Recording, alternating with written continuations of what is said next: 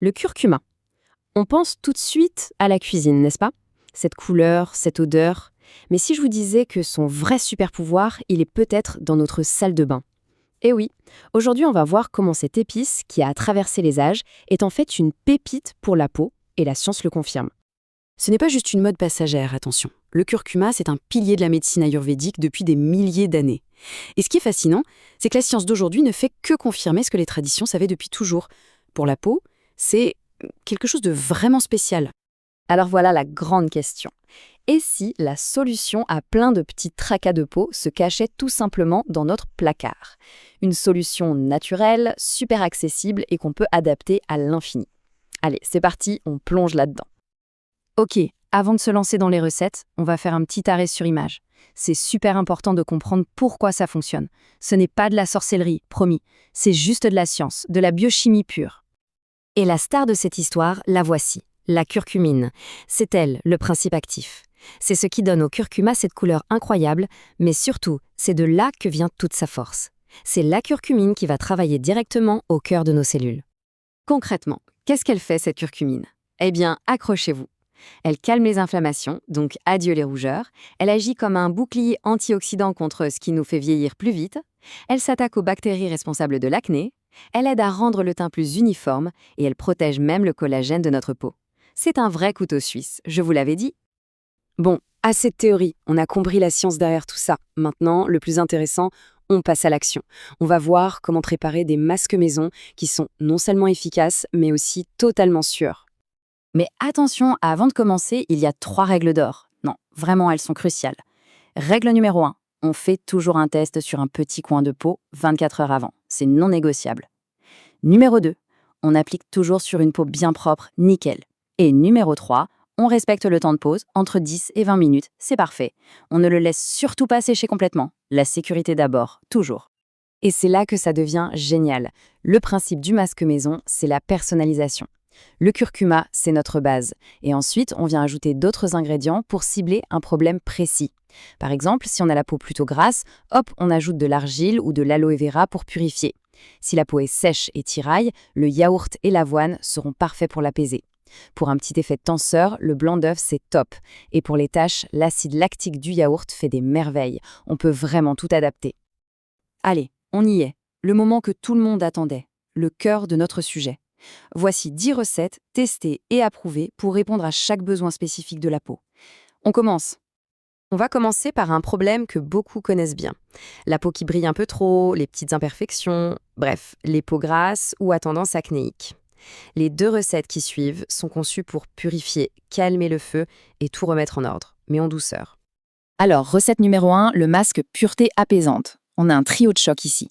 Le curcuma qui calme, le miel brut qui est un super antibactérien et aide à cicatriser, et l'aloe vera pour l'apaisement immédiat. C'est simple et redoutable.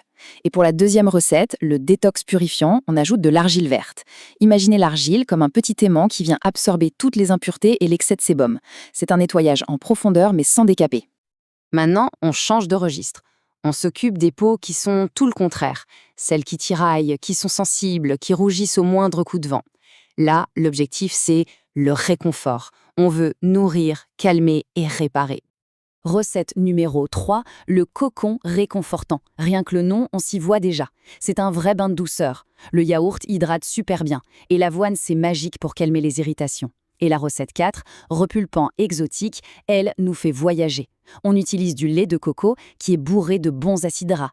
C'est parfait pour redonner de la souplesse et de l'élasticité à la peau. Prochain objectif, l'éclat. Pour toutes les peaux qui manquent un peu de lumière, qui ont un teint un peu terne ou des petites taches, les 2 recettes qui suivent sont faites pour ça. On va réveiller tout ça. La recette numéro 5, c'est le masque éclat instantané. Alors lui, il est d'une simplicité enfantine, curcuma et miel. Mais ne vous y trompez pas, c'est ultra efficace pour redonner un coup de frais. Ensuite, la numéro 6, le correcteur de taches.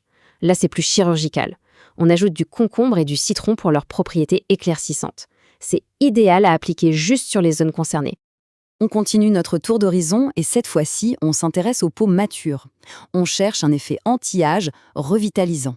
Les 2 masques suivants sont de véritables cocktails de nutriments pour raffermir et redonner de l'énergie à la peau. Le 7e, c'est le tenseur anti-âge.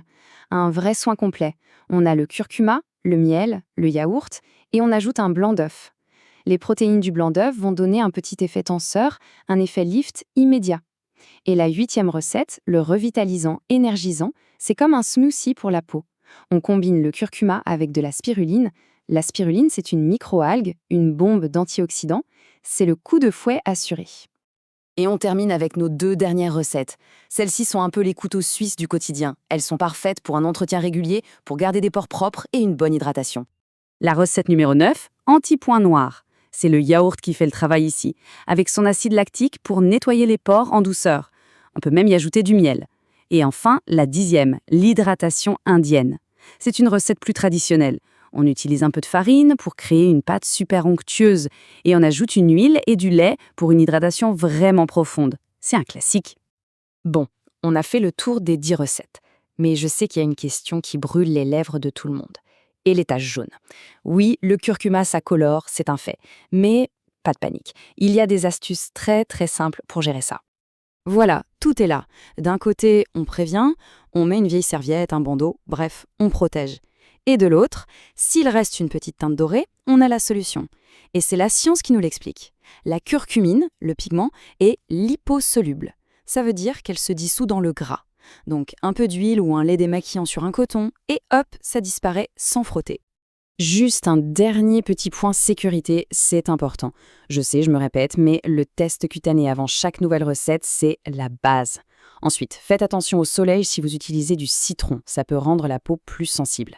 Et enfin, un truc important, appliquer du curcuma sur sa peau, c'est très sûr. Ça n'a rien à voir avec le fait de prendre des gélules de curcuma à haute dose, ce sont 2 choses complètement différentes. Finalement, cette phrase résume tout à la perfection. Le curcuma, c'est bien plus qu'une mode, c'est une vraie force de la nature, un soin à la fois actif, naturel et dont l'efficacité est prouvée par la science. C'est vraiment le meilleur des 2 mondes, la sagesse ancienne et la recherche moderne, main dans la main. Toute cette histoire nous prouve une chose, notre cuisine est un véritable laboratoire à ciel ouvert. Et ça ouvre une porte assez fascinante.